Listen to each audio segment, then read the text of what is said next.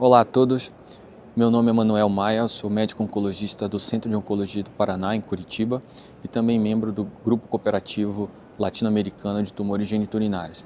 Então, hoje eu vou cobrir um pouco do que foi apresentado no primeiro dia da ASCO-GU, que é o principal congresso no mundo de tumores geniturinários, acontecendo aqui em São Francisco. E hoje foi o dia sobre câncer de próstata, então eu vou tentar cobrir os principais trabalhos apresentados nesse cenário hoje.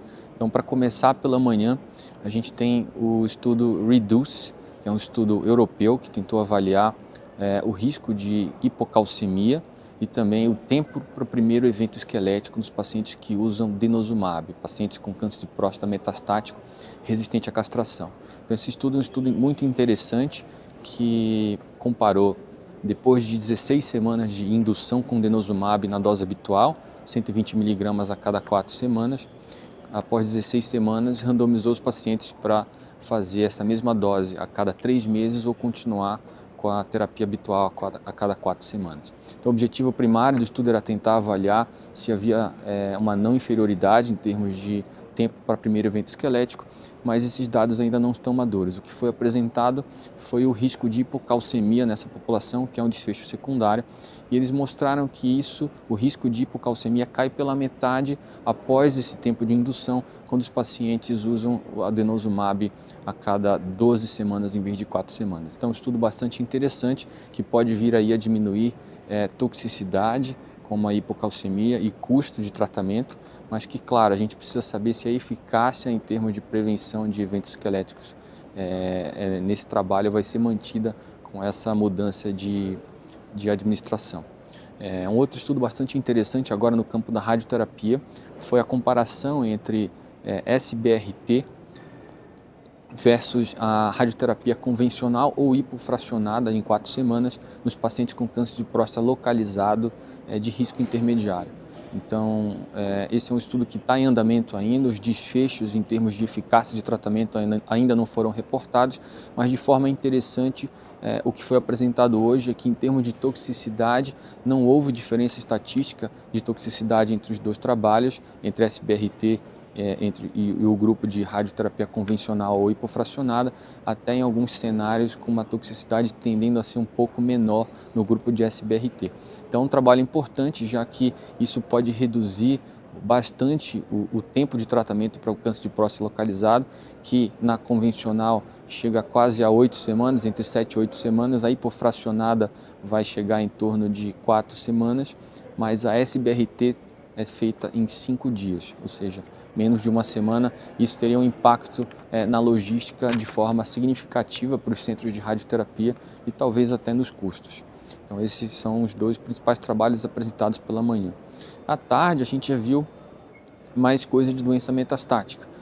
Talvez o trabalho mais importante apresentado hoje foi o ARTIS Trial, tá? Que é um estudo fase 3 randomizado que tentou avaliar o uso da enzalutamida nos pacientes metastáticos hormônio sensíveis. Tá? Então, esse trabalho randomizou pacientes metastáticos hormônio sensíveis para enzalutamida com castração versus castração isolada. Então, esse trabalho entra no mesmo cenário aí do Latitude, por exemplo, que avaliou o uso de abiraterona nesse cenário, e também se tenta comparar aí com o Charted Trial, Stampede Trial, que avaliaram docetaxel e abiraterona nesse cenário. Então, esse foi um trabalho grande, muito importante, mostrando que o uso de enzalutamida nesse cenário, ele realmente foi efetivo em prolongar o tempo livre para progressão radiográfica com hazard ratio de 0,39, ou seja, uma diminuição de 61% no risco de progressão radiológica. E, de forma mais interessante, esse estudo ele incluiu pacientes tanto com alto e baixo volume, quase 38% aí de pacientes com baixo volume de doença, coisa que foi diferente do Latitude, onde uma pequena proporção de pacientes somente era de baixo volume, e também incluiu pacientes que usaram docetaxel previamente, que era um subgrupo de pacientes onde a gente não sabia muito bem se haveria benefício em sequenciar docetaxel e uma terapia antiandrogênica. Então, quase 20% dos pacientes tinham usado docetaxel previamente. Então, esse estudo mostrou que realmente houve essa diferença grande aí em tempo de progressão radiológica, e agora dados para tempo de sobrevida global ainda estão imaturos e devem ser reportados em seguida. Um outro trabalho também em câncer de próstata com tratamento sistêmico foi o Aramis, tá? Um estudo que vem aí entrar no cenário de câncer de próstata resistente à castração não metastático, tentando se comparar com Prosper e com Sparta. Então os pacientes que foram incluídos eram pacientes que tinham doubling time de PSA curto, menos de 10 meses, e esses pacientes foram randomizados para fazer darolutamida com castração ou castração isolada. E de forma também similar aos estudos que eu acabei de dizer, ele prolongou o tempo para aparecimento de metástases, chegando até 40 meses, o tempo mediano para o surgimento de metástases nesse grupo. Também foi reportado a sobrevida global desse trabalho, que teve uma tendência à significância estatística, mas pelo desenho do estudo não dá para dizer que foi significativamente diferente entre os dois grupos, mas tem essa tendência aí. Então é mais uma droga que entra nesse cenário e que vai tentar brigar por um espaço. De forma interessante é que os efeitos adversos reportados não pareceram divergir de forma tão alarmante em comparação com castração, como a gente viu com enzalutamida e apalutamida. Então, parece ter um perfil de toxicidade mais favorável nesse sentido. Tá? À tarde também a gente viu um estudo de ipilimumab e margevolumab na mesma dose que está sendo utilizada para tratamento de câncer renal metastático, 1 mg quilo de ipilimumab com 3 mg de nivolumab. Esses pacientes incluídos nesse estudo eram pacientes metastáticos resistentes à castração e alguns pacientes foram selecionados com base nos biomarcadores. Poucos pacientes tiveram biomarcadores positivos.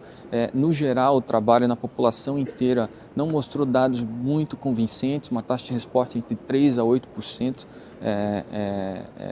nesse trabalho, mas o que chama a atenção é que alguns subgrupos selecionados por biomarcadores, como os pacientes com tumor mutational burden elevado, esses pacientes tiveram uma taxa de resposta ali de praticamente 50%.